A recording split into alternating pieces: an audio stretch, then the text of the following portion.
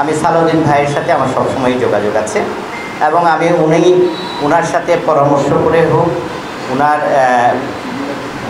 উনি যেভাবে অ্যাডভাইস করে হোক, পরামর্শ দেন, আমি মোটামুটি সেভাবেই আমি এগিয়ে যাচ্ছি। এখন নতুন করে তো কমিটি আবার হবে, তো ওই কমিটির পদবীর বিষয়টা যেহেতু এখনও কমিটি ডিক্লেয়ার করে নাই, আমি এখন বলবো যে একটু এই জায়গাটা একটু ধৈর্য থাকতে হবে। আমি আশা করছি কমিটি যখন ডিক্লেয়ার করা হবে তখন এই বিষয়টা সামনে আসবে ইনশাআল্লাহ।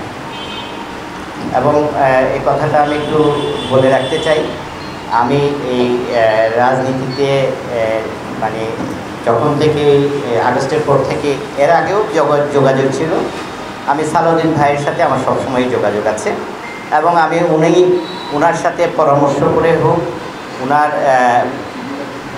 উনি যেভাবে অ্যাডভাইস করে হোক, পরামর্শ দেন, আমি মোটামুটি সেভাবেই আমি এগিয়ে যাচ্ছি।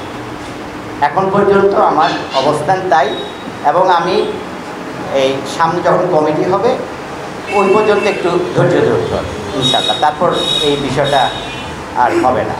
আমার নামে বলুক, কোনো অসুবিধা নেই, আমি কারো নামে কিছু বলতে চাই না। যারা দুর্মুখ, যারা বলার অভ্যাস, যারা মন্দ বলায় অভ্যস্ত,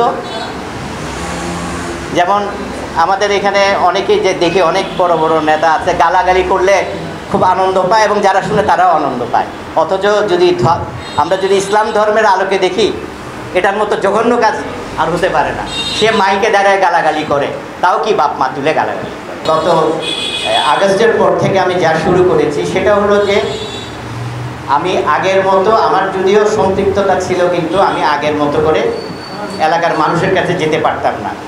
এখানে আমি এত ডিটেলস বলতে চাইনি। বিগত সরকারের মানে এত কুচিন্তা, এত মানে কি বলবো, মানে আমাদেরকে আটকানোর জন্য প্রত্যক্ষ বা পরোক্ষভাবে কত রকম বুদ্ধি করেছে যেন আমরা জনগণের কাছে যেতে না পারি।